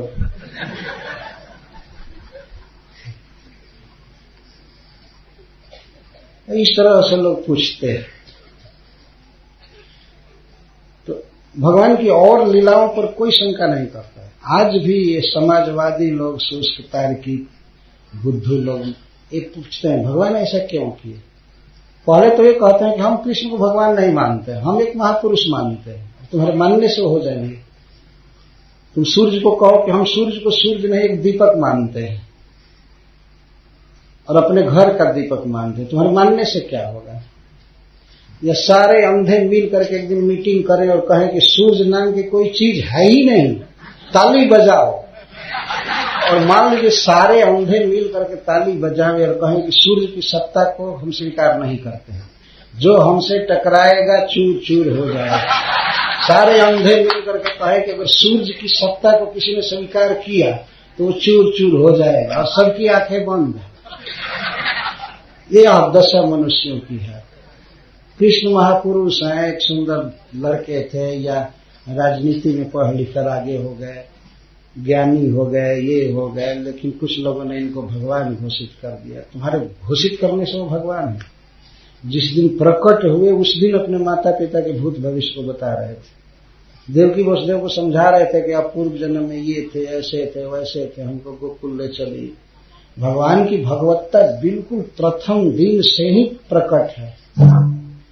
हथकड़ी गणी खुल जाना, जमुना का पानी कम हो जाना, शेष नाग छत्ता बनकर जिसके पीछे चल रहे हैं, वो कोई मनुष्य है? बताइए। भगवान शेष नाग जिसके ऊपर छत्र तान कर चल रहे, सेवा कर रहे हैं, वो कैसे मनुष्य हो सकता है? पर जो लोग भागवत को ठीक से पढ़ते नहीं है वही ये सब कुशंका करते हैं कृष्ण के विषय में। वे भगवान हैं, ऐसे कहने वाले को शर्म आनी चाहिए कि कृष्ण भगवान नहीं है। जबकि सारे सत्पुरुष, सारे ग्रंथ एक स्वर से कहते हैं कृष्णस्तु भगवान स्वयं, कृष्ण साक्षात परम ईश्वर है, भगवान। ये कहो कि तुम्हारी भगवान में निष्ठा नहीं है, श्रद्धा नहीं है, दूसरी बात, लेकिन यह नहीं कह सकते कि कृष्ण भगवान नहीं है। एक महापुरुष हैं, एक अच्छे एक प्रतिभाशाली मनुष्य हैं, ये हैं, ऐसा नहीं कहना। तो इस प्रकार से भगवान की भगवत्ता प्रकट है, तो वे धर्म के रक्षक के रूप में प्रसिद्ध है।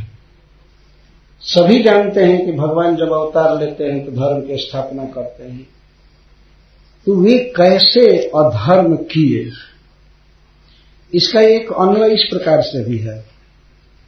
हे ब्राह्मण, सह तथा भूतो असौ धर्म सेतु नाम सर्वधर्माश्रय भूता नाम भक्ति योग भेदा नाम वक्ता कर्ता अभिरक्षिता सन परदाराभिमर्शनम प्रतित्तम कथम आचरित अपितु नैव आचरित। ये संस्कृत कुछ जानने वाले लोग समझ जाएंगे, पर भगवान कैसे अधर्म कर सकते हैं? तो नहीं किए। महाराज परीक्षित का आशय यही है कि अधर्म नहीं किए, अधर्म नहीं किए। अपितु नैव आचरित किंवा परदाराभिमर्शनम परे परम शक्ति रूपा ये दारा स्वीय रमण्य तद अभिमर्शन अपनी कथम प्रतीपम आचरत अपितु नैव। पर दाराभिमर्शनम, पर दारा का मतलब है, पर का अर्थ है प्रकृति से पार, अलौकिक, दिव्य, परम शक्ति रूपा है ये दारा। अपनी स्वरूपभूत शक्तियां, हलादनी शक्ति की वृत्तियां जो गोपियां हैं, वे दारा हैं, उनके साथ भगवान ने रमण किया, जो उनकी रमणियां हैं उनका अभिरमण किया, अभिमर्शन किया। तो कथम प्रतिपम आचरित, उन्होंने विरोध क्या किया? कुछ नहीं विरोध किया। इसका अन्वय इस प्रकार से, कोई विरोध नहीं किया, वो तो अपनी ही स्वरूपभूत शक्तियों से रमण किए। अतः निजावतार मुख्य प्रयोजन भक्ति विशेष फल प्रेम विशेष विस्तारणाद्यर्थम तासम पति सेवादि धर्म त्यजने न अन्य धर्माद्यनादर युक्त। हाँ, तो भगवान ने सबसे मुख्य प्रयोजन को प्रचारित करना चाहते थे, भक्ति के विशेष फल प्रेम का विस्तार करना चाहते थे। यदि गोपियों से भगवान ने उनके पति आदि की सेवा छुड़ा करके अपने चरणों में लगाया, अपने में खींचा, तो ये बिल्कुल युक्त बात है, यह धर्म नहीं है। क्योंकि भगवान ने अपने श्रीमुख से कहा है कि धर्मो मद भक्ति कृत प्रोक्त। सभी वैष्णवाचार्य कहते हैं, साधुजन कहते हैं कि भक्ति का अर्थ है, धर्म का अर्थ है मेरी भक्ति, मुझसे प्रेम करना। तो धर्म की स्थापना का अर्थ यह भी है कि भगवान भक्ति के भेदों की स्थापना करने के लिए आते हैं। श्रवण, कीर्तन, पूजन, ये सख्य भाव स्थापित करना, इसके लिए आते हैं। तो उन्होंने कोई धर्म नहीं किया। महाराज परीक्षित का भीतरी आशय है, लेकिन बाहर से इसके कुछ दूसरे अर्थ हो जाते हैं। अथवा सह, इसको मैं पढ़ने दिया। तो फिर भी प्रश्न होता है, परमेश्वरस्य नायम अधर्म इति चेत निंदितम इदम केन अभिप्रायेण चकार इति पृच्छेत्। तीसरे श्लोक में यह शंका की जाती है, ठीक है, हम मान गए कि भगवान के लिए कोई दोष नहीं है, उनके लिए कोई फल नहीं है, जो कुछ भी उन्होंने किया धर्म की स्थापना के लिए किया, लेकिन आखिर लोक में तो यह निंदित कर्म है। देखने में तो साफ लगता है कि गोपियां दूसरे की पत्नियां हैं, किसी किसी का विवाह हुआ है, किसी से विवाह नहीं हुआ है। तो किसी से विवाह नहीं हुआ है तो वो तो ठीक है, समाधान हो जाता है। श्री कृष्ण ने प्रेम किया, उनके साथ रहे। अच्छा, और जिनका विवाह हुआ है उनके लिए तो कहा जा सकता है प्रकट लोक में निंदित आचरण है। तो भगवान तो आप्त काम है, समस्त कामनाएं उनकी पूर्ण है, अनादिकाल से सब तरह से परिपूर्ण है, निजानंद लाभ से पूर्ण है। तो उन्होंने गलत कार्य नहीं किया, कभी कर भी नहीं सकते। लेकिन महाराज परीक्षित पूछते हैं किम अभिप्राय, किस अभिप्राय से भगवान ने रासलीला किया। भगवान आखिर बिना प्रयोजन के तो कुछ करेंगे नहीं। साधारण आदमी भी कोई कर्म करता है तो बिना प्रयोजन के नहीं करता है। तो भगवान का क्या प्रयोजन है कि इतनी स्त्रियों के साथ नाचे प्रकट इस लोक में जमुना के किनारे, क्या अभिप्राय है भगवान। यदि कोई कहे कि काम विवशतया ऐसा किया उन्होंने, काम वासना का अधीन होकर के किया, तब कहते हैं नहीं, यह बात नहीं। आप्त कामन, भगवान श्री कृष्ण सब समय आप्त काम है, पूर्ण काम है। उन्होंने गीता में कहा है कि नान वाप्तम अवाप्तव्य, मुझे न तो कुछ प्राप्त करने के लिए बाकी है और न तो प्राप्त करने की कोई इच्छा रहती। प्राप्तव्य क्या है, इस संसार में देखा जाता है कोई व्यक्ति पढ़ता है, लिखता है, जवान होता है तो उसे स्त्री की कामना होती है, स्त्री को पुरुष की कामना होती है, और इसके लिए परस्पर विवाह संबंध करने के लिए या एक दूसरे के साथ रहने के लिए कितना प्रयास करता है, धन खर्च करता है, सब करता है, क्योंकि वह जीव है, उसके अंदर इंद्रिय तृप्ति की वासना है, इच्छा है, जीव इच्छामय है, भरी हुई है इच्छाएं। लेकिन भगवान की इच्छाएं तो अनादिकाल से अपने आप पूर्ण है, दूसरी इच्छा कर ही नहीं सकते। एक तो आत्मा राम है, अपने अतिरिक्त वे सुख मानते नहीं कहीं, और दूसरी बात है कि वे आप्त काम जदुपति, और उस पर भी जादवों के लिए पालक हैं। इस पृथ्वी पर सबसे पवित्र, सबसे शुद्ध वंश है तो जदु महाराज का है। तो जदुवंशियों में सिरमौर होकर के भगवान ने यह काम किया, ये ठीक नहीं लगता है। लोक दृष्टि से महाराज परीक्षित कहते हैं, जादव वंशावतंश होकर के भी भगवान ने ये कार्य किया। किस अभिप्राय से किया, अवश्य इसके पीछे भगवान का कोई बहुत सुंदर श्रेष्ठ अभिप्राय है। महाराज परीक्षित भरी सभा में इसको स्वीकार कर रहे हैं, लेकिन वो अभिप्राय क्या है इसको बताइए, किस अभिप्राय से भगवान के। इसका उत्तर सुखदेव गोस्वामी देंगे आगे चल करके, बहुत सुंदर उत्तर उन्होंने दिया। किस अभिप्राय से, एक ही श्लोक में उत्तर दिया। भगवान अपनी प्रियाओं के साथ नृत्य कर रहे हैं, तो सुखदेव गोस्वामी ने जो उत्तर लास्ट में दिया है, जो व्यक्ति इसका श्रवण कीर्तन करेगा उसे पराभक्ति प्राप्त होगी और वह हृदय के काम विकार रोग से मुक्त हो जाएगा।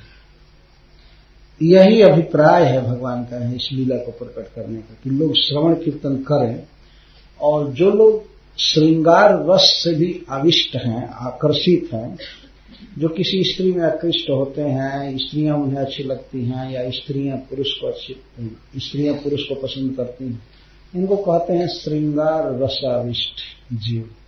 संसार में प्रायः ऐसे ही लोग भरे पड़े हैं। अब देखते हैं दुनिया में सब जगह ऐसे ही भरे पड़े हैं। ब्रह्मचारी कहीं कहीं देखने को मिलते हैं, वो भी नैष्ठिक ब्रह्मचारी नहीं है।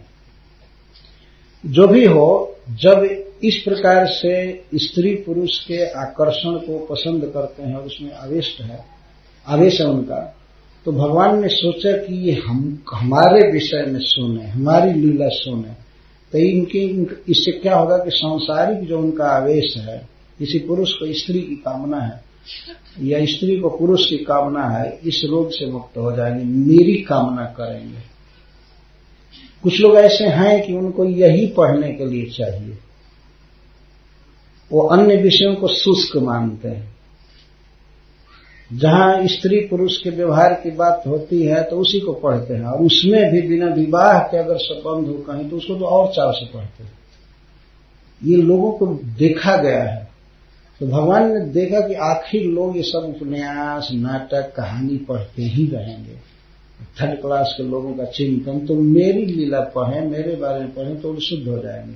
क्योंकि भगवान की लीला का स्वभाव है कि कोई व्यक्ति किसी भी भाव से यदि कृष्ण का चिंतन करता है, यदि गोपियों के आलिंगन को भी वो ध्यान में रखे तो भगवान का चिंतन आएगा उसके भीतर। तो भगवान के स्वरूप की शक्ति है, भगवान कल्याण कर ही लेते हैं, चाहे किसी भाव से कोई चिंतन करे। भाई जी हनुमान प्रसाद पोद्दार जी लिखते हैं कि बिना भाव के कल्याण कर देना ये भगवत श्री विग्रह का सहज स्वभाव है। भाव होने पर तो पत्थर की मूर्ति भी कल्याण कर देती है। ये लिखते हैं मंदिर में वो मूर्ति स्थापित करते हैं तो पत्थर से या काष्ठ से बनी हुई मूर्ति भी कल्याण करती है, लेकिन भाव रहने पर करती है। यदि भाव होता है प्रेम होता है, तो भगवान गीता में कहते हैं भक्त्युपहेतम पत्रम पुष्पम फलम तोयम यो में भक्त्या प्रयच्छति। जो भक्ति से मेरी सेवा करता है तो उसके सेवा को मैं स्वीकार करता हूं। दो बार भक्ति शब्द का प्रयोग करते हैं। भक्ति से देता है तो भक्ति से दिए हुए उस उपहार को मैं खाता हूं। 2 बार एक ही श्लोक में भक्ति श्रद्धा शब्द कहने की क्या आवश्यकता है? इसका अर्थ है कि श्री विग्रह बिना भाव के हमारी सेवा को स्वीकार नहीं कर सकता। लेकिन भगवान का जो स्वरूप है सच्चिदानंद, उसमें भाव हो या न हो, किसी तरह अगर वाणी से उसको गा दिए, कान से सुन लिए या मन में सोच भी लिए कृष्ण को बांसुरी बजाते हुए या राधा रानी के साथ आलिंगन किए हुए, तो उस जीव का कल्याण होकर के ही रहेगा। भगवान के श्री विग्रह की सहज विशेषता है। इसीलिए कुभाव से भी जिन लोगों ने चिंतन किया, भगवान को गाली दिया या सुना, उन सबका हित हुआ। जैसे शिशुपाल इत्यादि। शिशुपाल तो खैर भगवान का पार्षद था, लेकिन अन्य लोग भी जो भगवान की रासलीला का या कुरुक्षेत्र के उपदेश का या कहीं की लीला का चिंतन करते हैं तो उनका कर्म बंधन ध्वस्त हो जाता है। जन्म कर्म च मे दिव्यम एवं यो वेति तत्वतः त्यक्त्वा देहम पुनर्जन्म नैति मामेति सोचन। भगवान कहते हैं कि मेरे जन्म कर्म दिव्य हैं। इस बात को जो जान लेता है वह देह त्यागने के बाद पुनर्जन्म में नहीं आता है, मेरे पास आ जाता है। यही अभिप्राय है भगवान का मुख्य।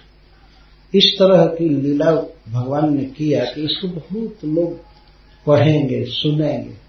श्रृंगार रसाकृष्ट जना। कुछ लोग ऐसे होते हैं जो केवल राजनीति की बात चाहते हैं, तो उनके लिए महाभारत में लीला है भगवान की। यहाँ दूध बंद कर जाओ, कंप्रोमाइज की बात करो, यहाँ दाव पेच कूटनीति छल कपट ये सब है, वो भगवान कृष्ण की लीला महाभारत में पढ़नी चाहिए।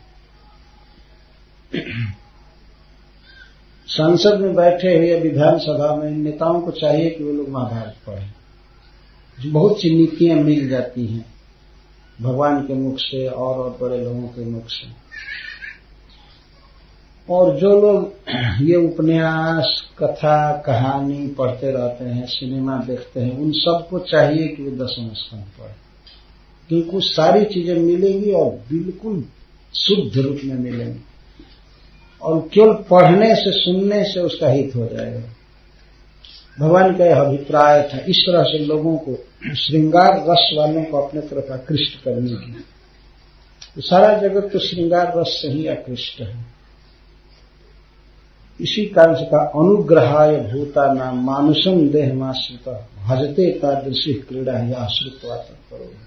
इसी श्लोक में उत्तर आएगा किम अभिप्राय, किस अभिप्राय से भगवान ने लीला किया। ये तो जुगुप्सित है, लोक में निंदित है, लेकिन भगवान ने किया। लेकिन श्रील सुखदेव गोस्वामी इसके भीतरी रहस्य का उद्घाटन नहीं कर रहे। तार्किक व्यक्ति को अश्रद्धालु को कुछ दूसरे तरह से समझाया जा सकता है। इस प्रश्न का उत्तर देते हुए सुखदेव गोस्वामी सबसे पहले कहते हैं धर्म व्यतिक्रमो दृष्ट ईश्वराणाम च सहसम तेजी सन दोषाय बहने सर्वभूले। परीक्षित जो लोग समर्थ हैं, ईश्वर हैं, ईश्वराणाम बहुवचन में बोल रहे हैं, ईश्वरों को देखा गया है, जो समर्थ पुरुष हैं उनको देखा गया है कि वे धर्म का व्यतिक्रम करते हैं, धर्म का उल्लंघन करते हैं, लेकिन धर्म का उल्लंघन उनके तेज को नष्ट नहीं कर पाता। जैसे अग्नि, बहने सर्वभुज हो जाता। अग्नि सब कुछ खाता है, चंदन की लकड़ी भी जलाएगा और मल भी जला देता है, 100 तक को जलाता है अग्नि, मरे हुए शरीर को। लेकिन फिर भी क्या अग्नि के तेज में कोई कमी होती है? कभी नहीं। कोई ये नहीं कहता हाँ ये अग्नि मुर्दा जला रहा है, अब इससे हम भोजन नहीं बनाएंगे, अब हम इसके निकट नहीं जाएंगे, अशुद्ध हो गया, यह मल जला रहा है, यह हड्डी जला रहा है। सर्वभुज, अग्नि देवता सब कुछ खाते हैं, जो भी डाल दिया जाए वो जला देते हैं। इसको भूजा कहें, भोगते हैं, कंज्यूम करते हैं। कहा गया हिंदी में भी भोक्ता कहते हैं ना, उपभोक्ता। यदि बिजली कोई जला रहा है तो बिजली को भोग रहा है, लेकिन अग्निदेव तो वास्तव में साक्षात खाते हैं, अपनी लपटों में जलाते हैं, खा रहे हैं। परंतु अग्नि का तेज कभी फीका नहीं होता है, आज भी तेजस्वी है। उसी अग्नि को यज्ञ कुंड में डाला जाता है, स्थापित किया जाता है, भगवान के लिए हवन किया जाता है और उसके पास बैठा जाता है शीतकाल में। भगवान का प्रसाद भी अग्नि से बनाया जाता है। तो अग्नि सब कुछ खाता है, अभी अशुद्ध नहीं है। इस प्रकार से जो ईश्वर कोटि के जीव हैं, समर्थ लोग हैं, उनके द्वारा कभी धर्म का उल्लंघन देखा जाए तो उनके लिए न दोष आया, तेजी असाम न दोष आया, उनके लिए वो दोष नहीं होता है। जो साधारण लोगों की बात कर रहे हैं, तेजस्वी हैं, फिर भगवान के लिए कैसे दोष हो सकता है? यह कोई वास्तविक उत्तर नहीं है, लेकिन जो लोग तर्क करते हैं तो तर्क का जवाब तर्क से देना चाहिए। श्रील सुखदेव गोस्वामी ने कहा, उनका देखा गया धर्म का व्यतिक्रम और साहस भी देखा गया है। तो धर्म का व्यतिक्रम क्या देखा गया? ब्रह्मा जी में देखा गया कि अपनी पुत्री के पीछे दौड़ गए, काम विकार से ग्रस्त हो, अपनी पुत्री के पीछे उसका आलिंगन करने के लिए, संभोग के लिए ब्रह्मा जी जो सबसे बड़े व्यक्ति हैं इस विश्व में, उसकी सुंदरता से आकृष्ट होकर के उसके पीछे दौड़े। वो जब हरिणी बन करके भागी तो ब्रह्मा जी भी हरिण बनकर उसका पीछा किए। उनके सारे पुत्र मरीचि वगैरह हाहाकार करने लगे कि ऐसा तो किसी भी ब्रह्मा ने नहीं किया था, ये क्या कर रहे हैं, हाहाकार करने लगे। कोई डायरेक्ट कहने लगे, पिताजी ये बिल्कुल अधर्म है, छी क्या कर रहे हैं। लेकिन ब्रह्मा जी के लिए वह क्षण भर की बात थी और उनके लिए दोष सिद्ध नहीं हुआ। ब्रह्मा जी उसी तरह से परम तेजस्वी हैं, भगवान के परम भक्त हैं, प्रिय। आज कोई भी हंसता नहीं है कि अरे ब्रह्मा जी अपनी लड़की के पीछे चल दिए थे। साहसम और साहस देखा गया कि चंद्रमा में कि गुरु पत्नी को भी छीन लिए थे। यही चंद्रमा गुरु पत्नी का अपहरण किए थे, बृहस्पति जी की पत्नी को, अपने गुरु की पत्नी को, और यहां तक कि उससे उन्होंने पुत्र तक उत्पन्न किया। और उनका पुत्र बुध है ना, बुध, और उसके वंश में भगवान ने अवतार लिया। बाद में भगवान कृष्ण का अवतार हुआ, इतना विमल वंश। तो चंद्रमा गुरु पत्नी के साथ गमन किए, उसको बहुत दिनों तक अपने पास रखे, पुत्र उत्पन्न किए, लेकिन फिर भी चंद्रमा पूज्य, फिर भी इनके तेज में कोई ह्रास नहीं हुआ। इस तरह से और भी देखा गया है। बृहस्पति जी अपने भाई की पत्नी से गर्भ उत्पन्न किए, संग किए, लेकिन बृहस्पति जी फिर भी समस्त देवताओं के परम पूज्य गुरु हैं। थोड़े काल के लिए यदि धर्म का उल्लंघन देखा जाए बड़े व्यक्ति में, ईश्वर कोटि समर्थ, तो उनके लिए वो दोष नहीं होता है, दूसरे के लिए वो महादोष होगा। लेकिन जैसे अग्नि देवता सब कुछ खाते हैं, उनके लिए कोई दोष नहीं। अग्नि देवता खीर खाएं या चाहे सुअर का मल खाएं, उनके लिए दोनों एक चीज है, तेज उतना ही रहेगा। ये तो दृष्ट उदाहरण दे रहे हैं ना। अग्नि फिर भी तेजस्वी, ऐसा नहीं है कि अगर मान लीजिए अग्नि देवता कोई सुअर का मल जला रहे हैं तो उनका आंच ठंडा हो जाएगा, ऐसा नहीं।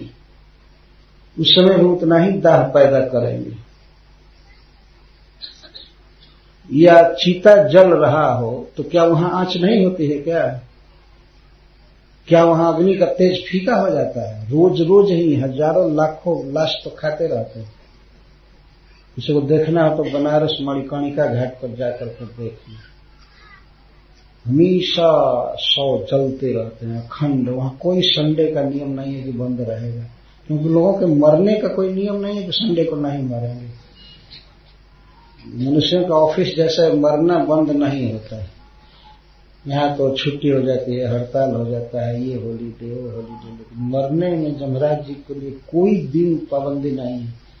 भगवान ने नियम नहीं बनाया कि जमराज जी इस दिन मत मारिएगा किसी को, ये क्रिसमस का दिन है आप इस दिन मत मारिएगा। क्रिसमस के दिन ही कितने ईसाई जमीन में जाते होंगे, दफनाए जाते हैं। ये तो नियम है। तो अग्नि देवता शरीर खाते हैं, तो मुस्लिम और क्रिश्चियन तो लोग शरीर को खाने नहीं देते हैं अग्नि देवता को। हिंदू लोग बड़े प्रेम से समर्पित करते हैं, खा जाए, ये सबसे अच्छी पद्धति है। अग्नि देवता 100 खाते हैं, बाप रे बाप। कोई कहेगा कि अग्नि देवता मांसाहार कर रहे हैं, इस तरह जला जला करके खा रहे हैं। दूसरा व्यक्ति अग्नि में पका करके खाए तो पापी हो जाएगा, गिरा हुआ माना जाएगा। और वे मुर्दा खा रहे हैं, आदमी खा रहे हैं, कितने जीव जलाए जाते हैं, सब खा रहे हैं, लेकिन न तो बहने सर्वभुज हो जाते। तो धर्म व्यतिक्रमो दृष्ट देखा गया है बड़े बड़े समर्थ लोगों के लिए कि धर्म का उल्लंघन किए हैं और अति साहस भी किए हैं, जैसे गुरु पत्नी के साथ गमन करना। ये सब टीका में बात आएगी, जिसे मैं कल विस्तार से पढ़ूंगा, क्योंकि उत्तर चालू हुआ है। उत्तर को बहुत अच्छी तरह से समझना होगा। यह तर्क मात्र नहीं है, वास्तव में इसको युक्ति कहते हैं। जब दूसरे के लिए, छोटे छोटे लोगों के लिए ये अधर्म नहीं है, भगवान के लिए कैसे अधर्म हो जाएंगे। जतपाद पंकज पराग निषेव तृप्ता योग प्रभाव विधुता खिलबम कर्मबंधा स्वयं चरंत मुनयो पिन नहीं जमाना तस्य छयात बपुसकृत। जिनके चरण कमलों की शरण में रहने वाले मुनियों के द्वारा भी धर्म का उल्लंघन आदि दोष नहीं हो पाता है, भगवान में कैसे दोष हो सकता है। यह उत्तर दे करके बाद में सुखदेव गोस्वामी परदारत्व का ही खंडन कर रहे हैं। कहते हैं कि श्रीधर स्वामी पाद जी लिखते हैं कि पहले तो सुखदेव गोस्वामी गोपियों को परिस्त्री स्वीकार करके उत्तर देते हैं, फिर भी कृष्ण के लिए कोई दोष नहीं। लेकिन बाद में गोपीनाम तत्पतीनाम च सर्वेशाम एवं देहिनाम युन्तश्चर से शोध्यक्ष क्रीड़ ने देवा, उस श्लोक में कहते हैं सुखदेव गोस्वामी सह नहीं पाए। यदि मान लीजिए कृष्ण को कोई कहे ठीक है दोष नहीं है, लेकिन फिर भी तो वो जार हैं और गोपियों पर कुलटापन का आरोप हो सकता है कि वो कुलटा हैं, कृष्ण जार हैं, इसको सह नहीं सके सुखदेव गोस्वामी। कहते हैं गोपीनाम तत्पतीनाम च सर्वेशाम एवं देहिनाम युन्तश्चरते शोध्यक्ष क्रीड़ने नेह देवा। गोपियों के, उनके तथाकथित पतियों के और सभी जीवों के हृदय में रह रहे हैं परमात्मा से, उनके लिए कौन पराया है। पति कोई किसी स्त्री का है तो पति क्या वो शव है? जड़ शरीर तो पति नहीं है, तो तभी तक शरीर जी रहा है जब तक उसके हृदय में भगवान है। तो असली पति तो भगवान ही हुए ना। भगवान ही हाथ में चेतना के रूप में आ रहे हैं, आंख में देखने की शक्ति के रूप में आ रहे हैं, कान में सुनने। वर्तमान समय में भी कोई किसी का पति है तो वास्तव में भगवान पति है, वो नहीं है। जीव भी नहीं है और जीव भी पति नहीं है, शरीर भी पति नहीं है।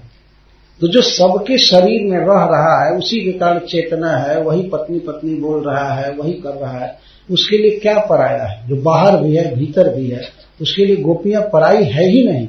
बल्कि जो लोग ये मानते हैं कि यह स्त्री मेरी है, वो गलती करते हैं। ये उनका अहंकार है कि यह पत्नी मेरी है, मैं इसका हूं, ये हूं। क्योंकि सत्य ये है कि कृष्ण पति हैं, कृष्ण परमात्मा है, अध्यक्ष हैं। कृष्ण को न पति मानना यही बहुत बड़ा दोष है, यही बहुत बड़ा अपराध। कृष्ण के लिए गोपियां पराई है ही नहीं, यह वास्तविक उत्तर है। इस पर श्रीपाद जीव गोस्वामी ने बहुत विस्तार से लिखा, जिसे पढ़ा जाएगा आगे की कथा में। तो ये श्रीमद् भागवतम की कथा है, इसका बहुत सुंदर रहस्य है। आचार्यों ने पूरी तरह से समझाने की कोशिश की है। प्रथम आचार्य तो सुखदेव गोस्वामी है, सीधा बोलते हैं, लेकिन उनके बोले हुए संस्कृत के वाक्यों को श्रीपाद श्रीधर स्वामी और जीव गोस्वामी पद विशेष रूप से व्याख्यायित करते हैं, समझाते हैं। कोई दोष नहीं है, कोई दोष नहीं है। गोपियां श्री कृष्ण की हैं, श्री कृष्ण की हैं, किसी की नहीं है। केवल गोपियां ही नहीं, संसार की सारी स्त्रियां या पुरुष सभी कृष्ण के हैं। कृष्ण के साथ पर का संबंध कहा ही नहीं जा सकता। और सबके लिए सब पराये हैं, कृष्ण के लिए कोई पराया नहीं। यही वास्तविक उत्तर है सुखदेव गोस्वामी का। और प्रयोजन के विषय में तो कहते हैं, अनुग्रहाय भूतानां मानुषम देहमाश्रित भजते तादृशी क्रीड़ा या श्रुत्वा तत्पर। और ब्रजवासियों ने भगवान के प्रति कोई दोष बुद्धि नहीं किया। गोपियों के पतियों ने, पति तो थे नहीं, केवल मान रहे थे कि हम पति, केवल मानते थे। गोपियां तो भी नहीं मानती थी। लेकिन सुखदेव गोस्वामी जब कहते हैं कि गोपीनां तत्पतीनां च, गोपियों के और उनके पतियों के, और सर्वेषामेव देहिनां, और सभी देहधारियों के आत्मा है श्री कृष्ण। वो अंतःचरति, भीतर विचरण कर रहे, हृदय में है। तो गोपीनां तत्पतीनां च क्यों कह रहे हैं? इसलिए तत्पति मन्य माना नाम, जो लोग मानते थे कि हम गोपियों के पति हैं, तो इस तरह से लोक में जो शब्द प्रचलित है उसके अनुसार सुखदेव गोस्वामी कहते हैं। नहीं तो सुखदेव गोस्वामी तो गोपियों का पति किसी को मानते ही नहीं, तो मानते हैं कि कृष्ण की पत्नियां हैं। कृष्ण बद्धवा शब्द उन्होंने कहा भी है खुलकर इसके पहले। तो इस प्रकार गोपियों के साथ जो भगवान की लीला है परम पावन है और साभिप्राय है। बहुत बड़े प्रयोजन की सिद्धि के लिए भगवान ने इस जगत में प्रकट किया है, उसको इस जगत में प्रकट किया है। और भगवान का अभिप्राय यह है कि लोग श्रवण कीर्तन करें, इसके विषय सुने, गाएं, बोलें, इससे उनका हित होगा, मेरे चरण कमलों की प्राप्ति करेंगे। इस आशय से भगवान ने इसको प्रकट किया। तो कल विस्तार से इस पर विचार किया जाएगा। हरे कृष्ण। जय श्री कृष्ण।